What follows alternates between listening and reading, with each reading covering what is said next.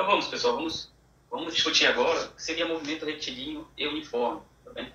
Uma vez que a gente já falou sobre as condições de movimento dos corpos, das substâncias, né? Teoricamente, de uma partícula que já pode representar uma distribuição de massa, por exemplo, de um corpo sólido ou de um fluido qualquer, né? Certo?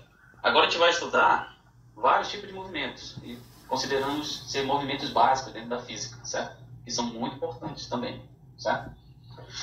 Um desses tipos de movimento é justamente quem? O movimento retilíneo e uniforme, tá? Então veja, movimento retilíneo. Por que retilíneo? Porque o movimento acontece em uma única direção, certo? Pode ser na horizontal, pode ser na inclinada, certo? Pode ser assim. O movimento ele não pode fazer isso, ó. Por exemplo, fazer isso aqui, fazer uma curva, certo? Porque aí você já está mudando de direção. Aqui tem uma direção e aqui eu já tenho outra direção, né? Então, esse tipo de movimento não caracteriza esse tipo de movimento que nós estamos estudando. O movimento retilíneo uniforme ele é caracterizado por ocorrer somente em uma única direção, certo? Em uma reta, tudo bem? Então, ele ocorre em uma única direção. Só que o movimento ele não ocorre de qualquer forma, certo? Ele também é caracterizado pelo quê? Por ser uniforme, tá?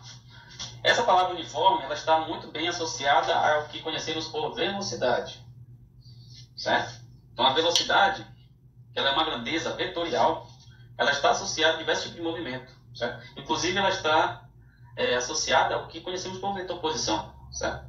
Ela está muito associada com vetor-posição, tá? Então analisar a velocidade do corpo em movimento, certo? É essencial para saber qual tipo de movimento o corpo está executando, certo?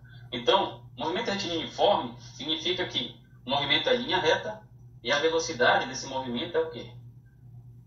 Constante, certo? É o mais simples que a gente pode pensar, certo? Um corpo em movimento, em linha reta, vamos pensar numa estrada, né? Bem retilínea, né?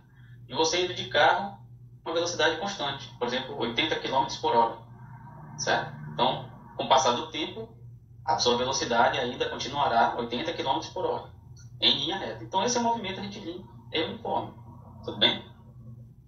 Então, por exemplo, você está nessa posição, pensar que o movimento já acontece bem aqui, certo?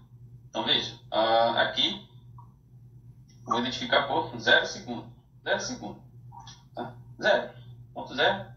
Depois de 1 segundo, eu tenho o quê?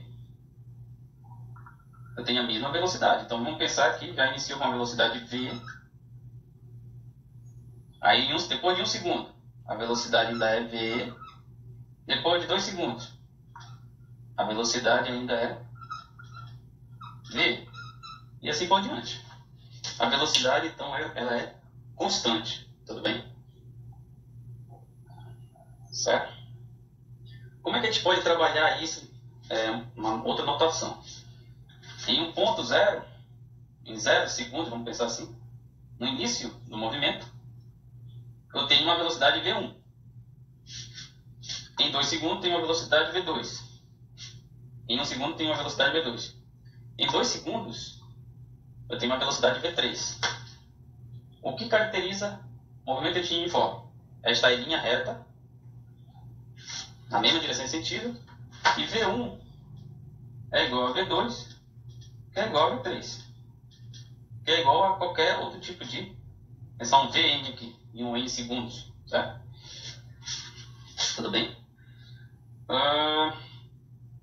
Essas quantidades de velocidade são iguais com o passar do tempo, tá? A gente já vai logo trabalhando essas notações, porque, por exemplo, aqui existe só um único corpo, mas eu posso pensar em 2 corpos, em movimento retilíneo uniforme, que de alguma forma eles estão... O movimento de um depende do movimento do outro, vamos pensar assim. Ou, com o passar do tempo, eles vão ter algo em comum. A gente pode pensar, por exemplo, numa colisão entre 2 corpos, né? Que estão em velocidade constante. A gente pode relacionar algumas equações, tanto de um movimento quanto do outro. Aí já tem que diferenciar a notação. Ou então eu posso pensar num corpo, numa velocidade A, uma velocidade B, uma velocidade C. Mas por enquanto aqui, carregar essa notação mesmo. Certo? Veja, gente analisa fisicamente? A gente pode pensar, pode buscar uma grandeza física e verificar o comportamento dela. Se a gente conseguir identificar, a gente sabe a relação de outras grandezas, certo? Aqui eu estou relacionando velocidade com tempo. Velocidade e tempo. A velocidade do sistema internacional, não costumo falar com detalhe do que é o sistema internacional, mas existe uma espécie de padronização das unidades de cada grandeza física, né, que está dentro do que conhecemos por sistema internacional, certo? Então, por exemplo, eu tenho velocidade dada em quilômetros por hora, mas no sistema internacional é dada em metros por segundo, certo? Então, existe uma padronização, que a gente vai se habituando com o tempo. Metros por segundo, o tempo é dado em segundos, certo? Não é dado em hora, nem minuto, é dado em segundos. O que mais? A massa em quilogramas, não é em grama, e sim em quilogramas. A temperatura pode ser dada em Celsius, certo? Na verdade, existem várias questões por trás da temperatura que a gente pode discutir futuramente, quem sabe. Mas existem várias unidades que consideramos ser padronizadas. A distância, por exemplo, é dada em metros, não em quilogramas ou em quilômetros ou então em centímetros, certo? E sim dada em metros.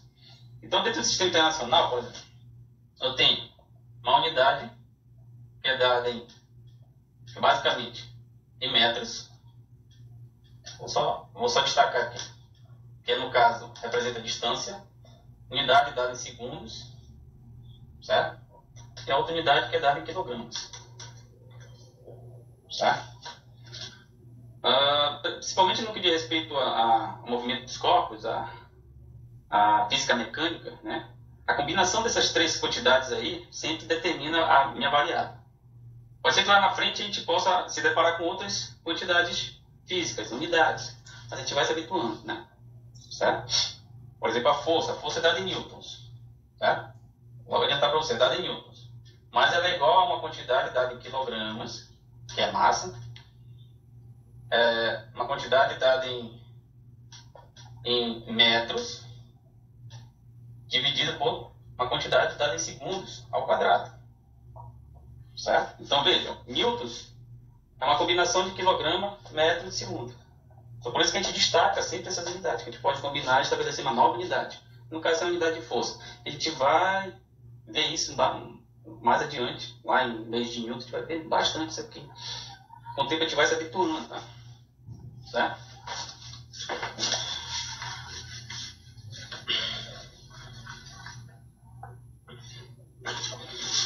Então, veja, a velocidade, ela tem a unidade dela, que é metros por segundo, certo? Então, aqui, ó, unidade, ela é dada em metros por segundo. Metros por segundo. Essa é a unidade da velocidade em si, certo?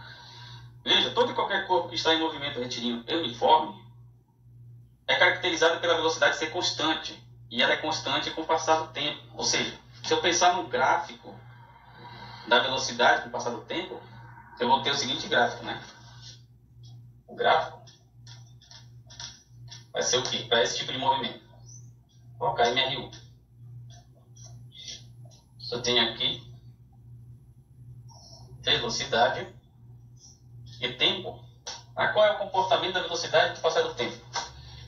Veja, a velocidade ela permanece constante. Então, a todo momento, a velocidade é constante. Então, o gráfico é um gráfico de uma função constante. É uma f de x igual a k. É uma constante. É uma coisa assim. Certo? Representada no primeiro cateto, né? Primeiro quadrante, desculpa. Certo? Mas dependendo da situação, o gráfico também pode ser embaixo, né? A velocidade ela pode ser negativa. Ó. Isso que a gente vai ver mais adiante também. O gráfico pode ser assim, ó, embaixo. Certo? Vai ser embaixo também. Então aqui eu tenho uma velocidade V, que é, nesse caso aqui em cima. Vou colocar um V1. Esse V1 é maior que zero. E aqui eu tenho uma velocidade V2. Esse V2 é menor que zero. O que isso significa? V1 ele é positivo. Se a velocidade for positiva, eu tenho esse gráfico. É em cima da origem. Se a velocidade for negativa, eu tenho esse gráfico que é embaixo. Isso aqui significa ser negativo, menor que zero. Lá em cima significa ser positivo, maior que zero. Certo? Veja, uma das coisas que a gente tem que aprender, né? Pode falar. Sim, sim. Se fosse zero, eu posso projetar um gráfico aqui sobre o eixo do tempo. Certo? Pode ser também. Mas aí é um caso bem particular, em que a velocidade é zero com o passar do tempo. Então, certo? Para mim não me interessa isso aqui. Por enquanto, né? Por enquanto. Mas é um caso particular, isso pode acontecer. É um caso que o corpo está parado. Certo? Tudo bem? Eu vou explicar o porquê que não me interessa isso aqui, tá? Só me interessa a velocidade for positiva ou negativa. Vou já explicar um pouquinho. Veja. Isso aqui também a gente pode interpretar só em um quadrante. Vou continuar aqui. Veja. Eu vou apresentar para vocês uma ferramenta muito importante dentro da física, tá? E se vocês aprenderem, legal, é algo que vai somar para vocês, certo? Mas se vocês não entenderem tudo e só querem saber do resultado, vocês podem manipular o resultado e fazer as questões, certo? Mas eu estou mostrando para vocês como é que vem as equações, tá? Veja, quando a gente está diante de um fenômeno físico, a gente busca primeiramente verificar qual é a grandeza física que é constante, que ela não varia, né? Porque o gráfico da constante é simples. É uma reta paralela ao eixo do tempo, por exemplo. Nesse caso, né? Certo? É muito simples.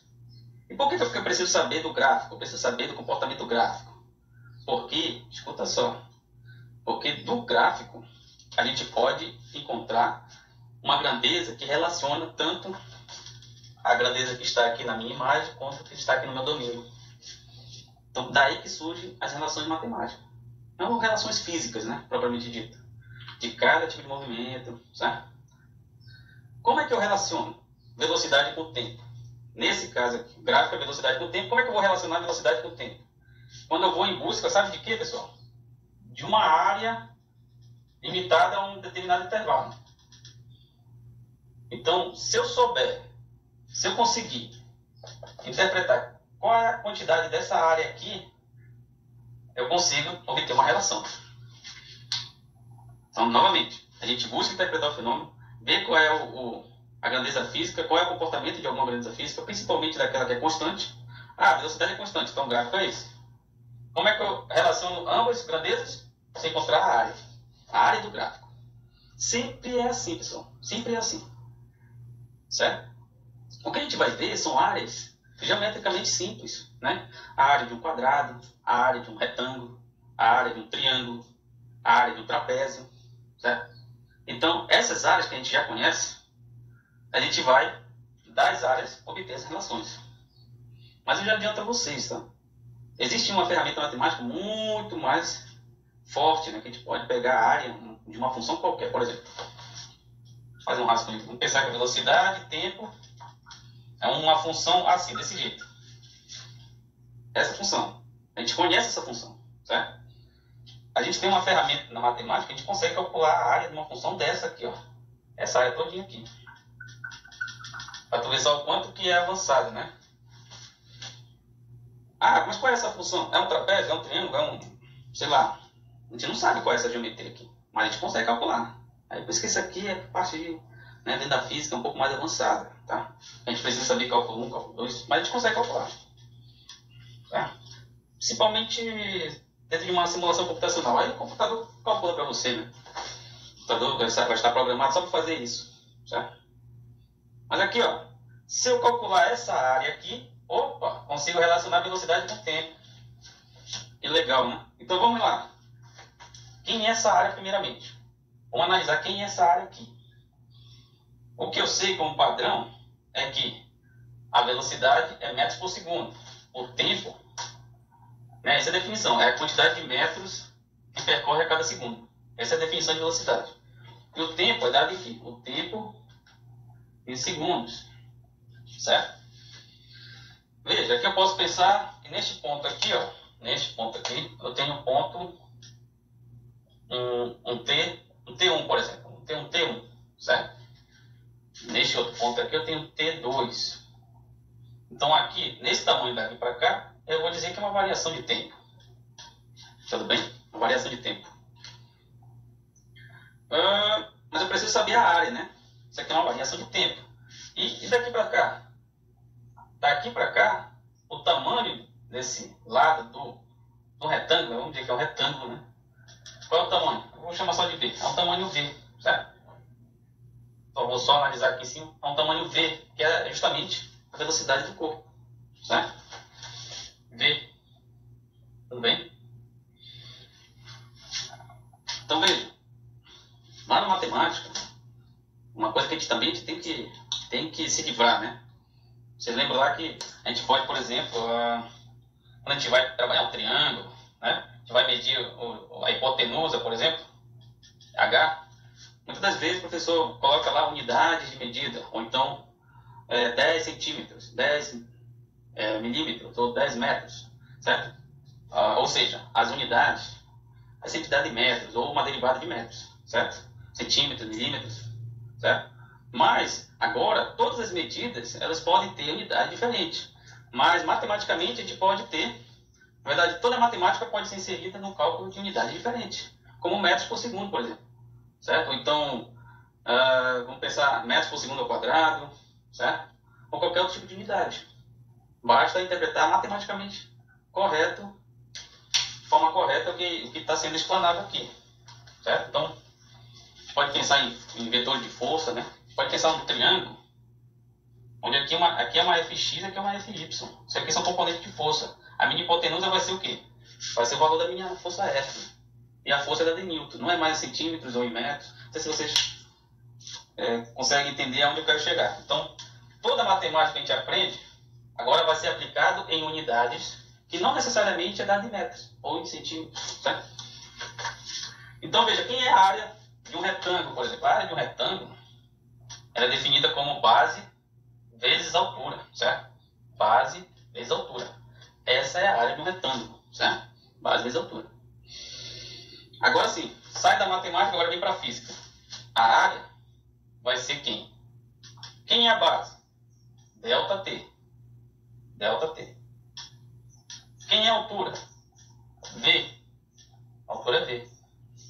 Então, só substituir no lugar de B, ΔT, e a altura é o próprio V. Certo? Veja, esse produto aqui, isso me dá o quê? Aqui eu tenho segundos, só fazer masculino, segundos vezes. Aqui eu tenho metros por segundo. Metros por segundo. Essa unidade aqui, ó, vai cancelar, cancelar. Segundos por segundo. Então isso aqui vai me dar uma coisa dada em metros. Certo? Ou seja, quem é o A? O A vai ser a minha variação de espaço percorrido, que é dada em metros. Certo?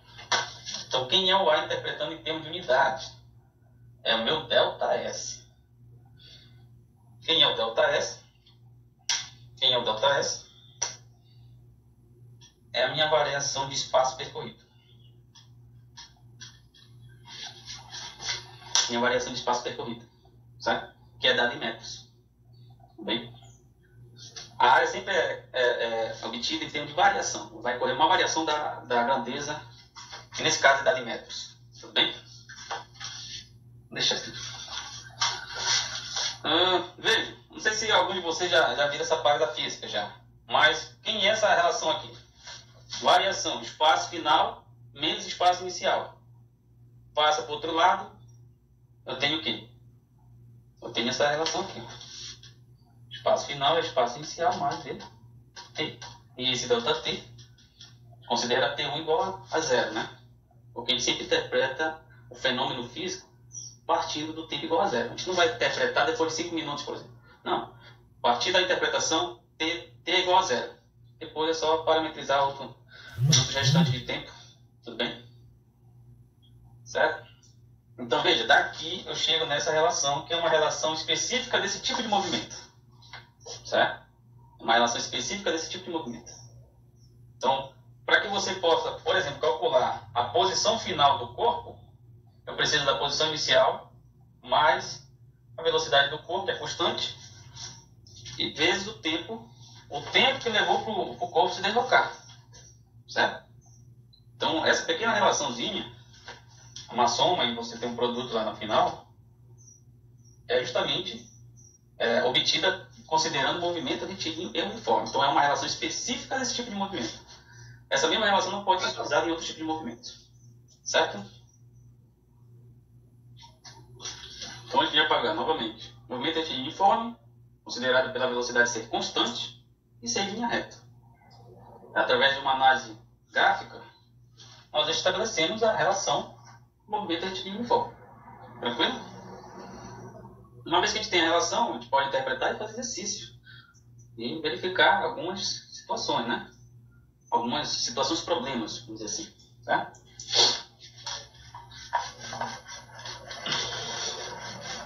O que é legal é que essa relação ela tem o quê? Na verdade, esse tipo de movimento possui o quê? Uma equação só. Tá? Possui uma equação. Só que essa equação ela é aplicada para um único corpo. Certo? Se for dois corpos, você utiliza a mesma equação, só que você vai ter que fazer uma anotação diferente. Porque aí você vai ter uma posição do corpo A, posição inicial do corpo A, velocidade do corpo A e o tempo. Aí você vai ter posição do corpo B, posição inicial do corpo B, velocidade do corpo B e o tempo. E o tempo sempre é comum. Né? Dentro do sistema, o tempo de um é igual ao tempo para outro. Isso que é um parâmetro, né? O tempo ali é um parâmetro que é comum para todo o sistema. O que está acontecendo numa região isolada no sistema físico está acontecendo ao mesmo tempo em outra região isolada. Pode ser que o sistema nem interage com o outro, mas o tempo é o mesmo, né?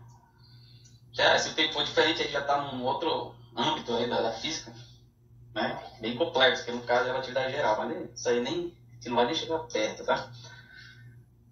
Veja. Para explicitar melhor, quem é esse ΔS? É ΔS que veio dessa área aqui, o ΔS. Ele é o que? Esse delta significa variação, certo? Toda variação de uma grandeza física é a quantidade final menos a quantidade inicial. Quantidade final de S menos a quantidade inicial de S, certo? Onde S é o quê? O S ou ΔS. Quem é ΔS? É o espaço percorrido.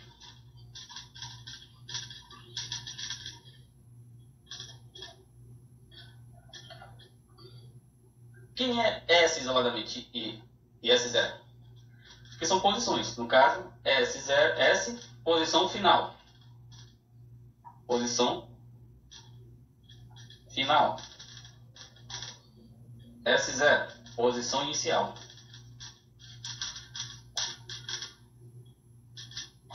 Tudo bem? Então, para explicitar melhor ainda, certo? Vamos pegar aqui um corpo e está nessa posição aqui, certo?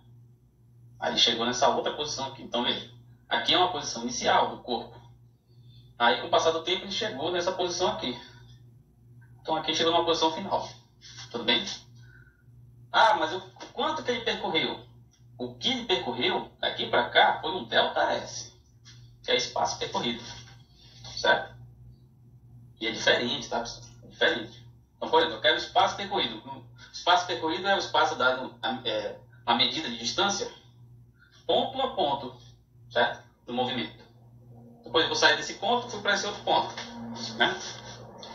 Quanto que eu percorri? Aí eu tenho que calcular esse ΔS. Qual foi o meu espaço percorrido?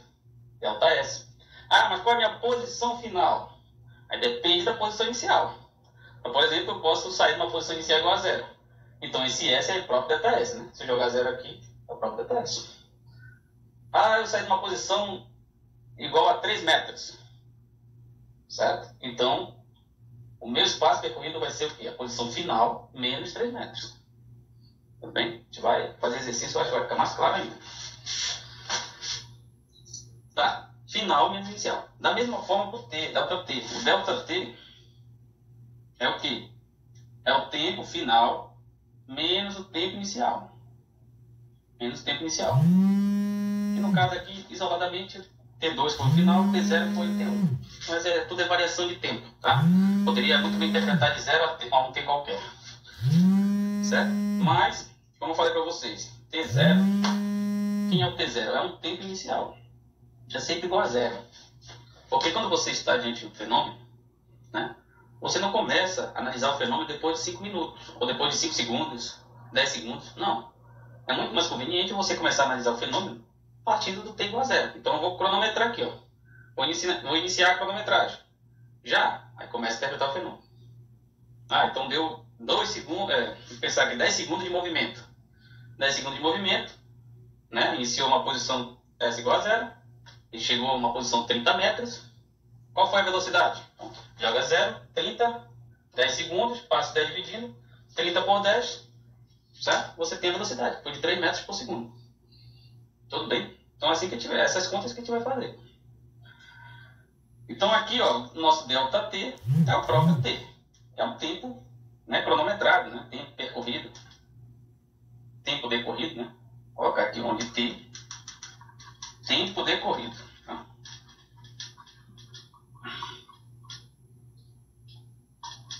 Tudo bem? Olha o cronometrado. Então, de que maneira, como é que a gente faz? Ó, então, veja. ΔS, vou parar aqui. Quem é ΔS?